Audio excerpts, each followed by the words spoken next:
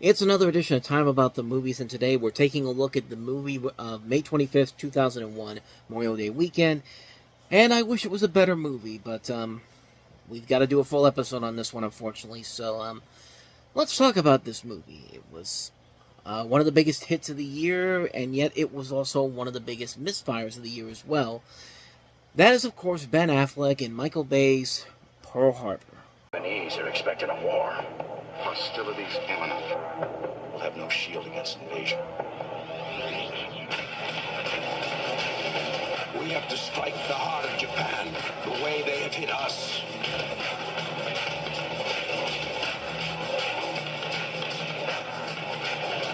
Wow! Pearl Harbor, rated PG-13, starts Friday, May 25th. Because Disney saw what happened with Titanic and said, we could do the same thing with another tragic historical event in American history, but let's do it with the biggest one possible, and let's get the guy who directed Armageddon to do it. Mother of God, this movie is a mess. This is a heavily fictionalized version, no doubt about that one, of the attack of Pearl Harbor by Japanese forces on December 7th, 1941, focusing on a love story set amidst the lead up to the attack, its aftermath, and the Doolittle raid. You have Ben Affleck, Kate Beckinsale, Josh Hartnett, Cuba Gooding Jr., Tom Sizemore, John Boyd, Alec Baldwin, among a massive cast in this movie. This was written by the guy that wrote Braveheart, by the way. So this isn't some hack writer that wrote this. This is a guy that won an Academy Award for writing Braveheart. And yet this movie somehow, some way, managed to completely just be one of the most disgusting portrayals of a historic event you will ever see. I mean, my God, this movie is a mess. This is a film that is just so... It's a disaster on so many levels, even more than the actual disaster that it's inspired by. Like, it's amazing how this movie just is so tone deaf and so wants to be the new Titanic that it just fails on every level. Because in Titanic, it combines historical people from historical characters with fictional characters, and because they're in that same situation on the ship, you get invested in the situations that happen when the ship goes down. You feel for those people. You don't feel for any of these people in this movie because half the time the fictional characters are far away from where the actual attacks happen, and this movie wants to try to tug at your heartstrings by saying that, hey, we're not just going to attack the ships like what happened in real life. We're going to attack the hospitals, We're going to attack these characters that you're supposed to give a shit about, and you do not. I'm sorry. These characters the characters they create for this movie are the most detestable characters you will ever see. From the leads, Ben Affleck and Josh Hartnett, to Kate Beckinsale, who is just... Oh my gosh. This movie, everything she does in this movie is every bad character trait you could throw into this. It's just such a poorly written movie on so many levels.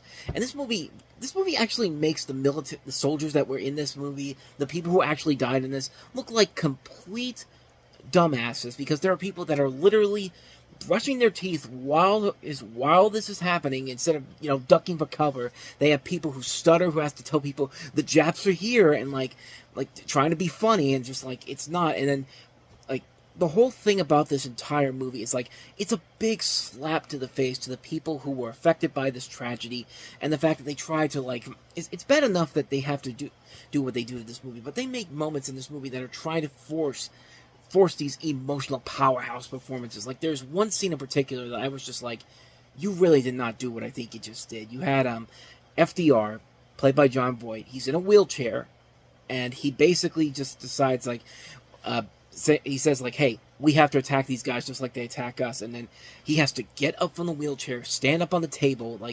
It's supposed to be this big powerhouse moment, but when you look at it, it's just no, you're just being really fucking stupid by doing that. This whole movie is so stupid. This is a terrible, terrible movie.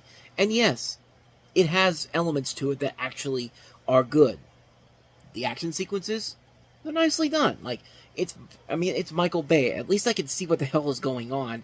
And for the most part, the effects do work pretty well. But as we always say before here, visuals don't make the movie. The score is really good. Hans Zimmer. It's Hans Zimmer, man. This guy This guy's one of the greatest composers we have right now. And that's pretty much it. Like, yeah, it also had a good marketing campaign, but marketing campaigns don't really sell a movie. Like, you could market anything really well. I mean, we've seen it before. You know, Lost World was marketed great, turned out to be a shitty movie. Godzilla had a great marketing campaign, turned out to be a terrible movie. I mean, Phantom Menace, great marketing campaign, terrible movie. I can go on and on and on. I mean, I don't even need to go through that little time gap between 97 and 2001. Like, it still happens to this very day. We still get great marketing campaigns for movies, but they always end up terrible, especially the Michael Bay movies. Like this is Armageddon is a bad movie, but Armageddon wasn't based on something tragic and something that was so significant to the history of this country and everything that we stood for, and all these people, all these military people. Like I said before, this movie makes people in the military look like complete assholes and complete idiots because of the ways that they can easily just pass medical exams by just having stupid things. There's a scene early on in the movie where Ben Affleck's character has to pretend he's got dyslexia, so he has to write on. He has to have a thing on a paper that says what the eye chart says, even though the eye chart is literally standing right there. You can see Kate Beckinsale pretty well, but you can't see an eye chart saying the exact same thing that's written on here, and like stuff like that is ridiculous. And their relationship is horribly written because he thinks that just because that she loves him, she'll stand by him no matter what he does, even if he has to tell him, I have to leave on this mission the next day without telling her. It's just like, it's bad. Like, I can't really delve into it too much because, you know, I feel like there are many other people who have done this a whole lot better than I could easily do. I mean, go watch Nostalgia Critic's review of Pearl Harbor. He goes into this so much because his father was in the military. I can't remember what it was. I think he was in the Navy. Let me double check. Yeah, he was in the Navy, and in that rant, like, there are a couple things where he did say that he did get it wrong, like the whole thing about, you know, the Navy men that actually didn't know how to swim. Turns out that actually was something that actually happened back then.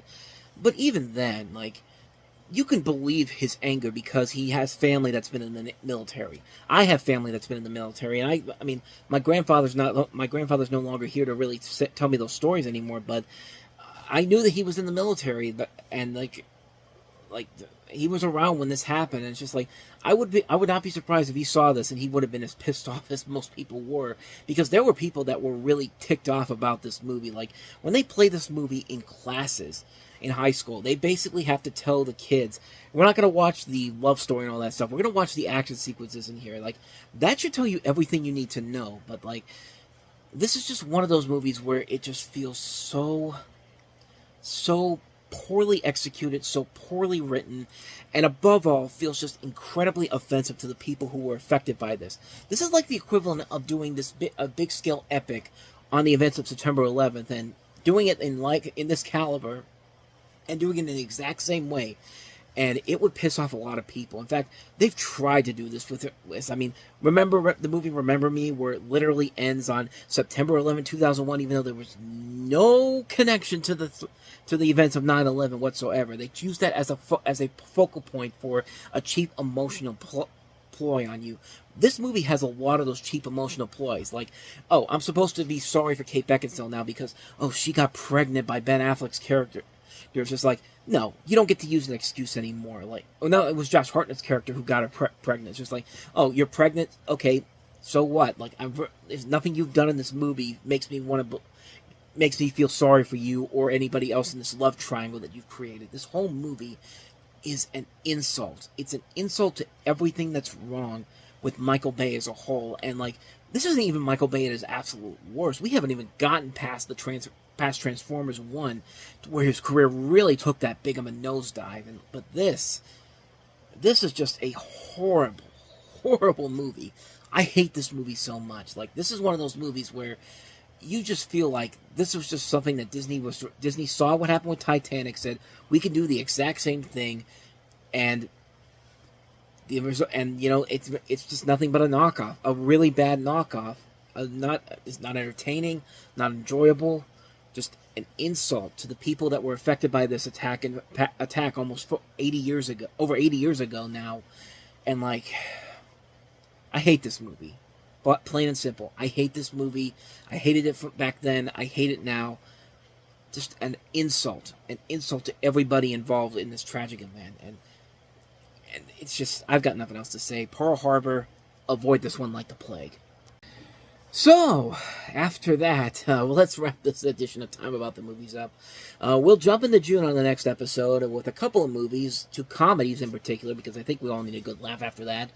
We've got Rob Schneider in The Animal, and then we've got Martin Lawrence and Danny DeVito in What's the Worst That Could Happen, which is one that I think is definitely deserves a lot more credit than I think it actually does. Now, The Animal, maybe not so much. We'll talk about those on the next episode, but until then, thank you so much for watching, and if you want to see more videos like this, please hit the place on the next page, check out the previous episode, and also don't forget to hit the like and subscribe button if you want to see more videos like this on this channel. So with that said, I am off. I will see you guys next time, and until then, as always, take care.